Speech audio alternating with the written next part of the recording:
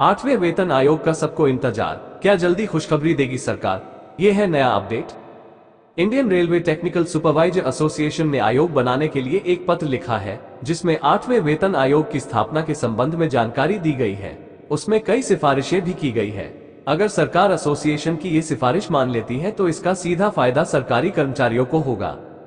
केंद्र सरकार के कर्मचारी और पेंशन भोगियों को लेकर बड़ी खबर सामने आई है, जो 8वें वेतन आयोग से जुड़ी है, जिसका इंतजार बेसब्री से सरकारी कर्मचारी कर रहे हैं।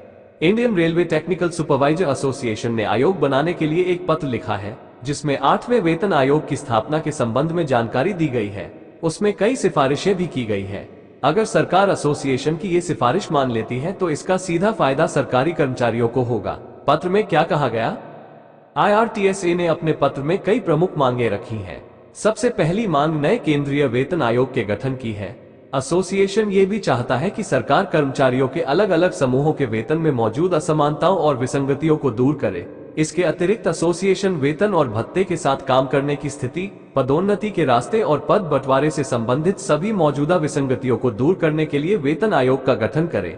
पत्र में इस प्रक्रिया के दौरान सभी हितधारकों को साथ लेने और उनका पक्ष जानने के महत्व पर भी जोर दिया गया है। सरकार दे इस विषय पर पूरा ध्यान। एसोसिएशन लिखता है कि केंद्रीय वेतन आयोग 10 साल के नियमित अंतराल पर उन सिद्धांतों की जांच, समीक्षा, विकास और बदलावों की सिफारिश करने की कोशिश की है, जो वेतन, भत्ते और अन्य सुविधाओं, लाभों सहित नकद या वस्तु के रूप में काम आता है। साथ ही इसमें केंद्र सरकार के कर्मचारियों के संबंध में विभिन्न विभागों, एजेंसियों और सेवाओं की विशेष आवश्यकताएं भी शामिल है। इसमें कहा गया है कि तीसरे, चौथे और 5वें CPC ने केंद्र सरकार के कर्मचारियों के वेतन, भत्ते और सेवा शर्तों की समय समय पर समीक्षा करने के लिए स्थायी मशीनरी के गठन की सिफारिश की है।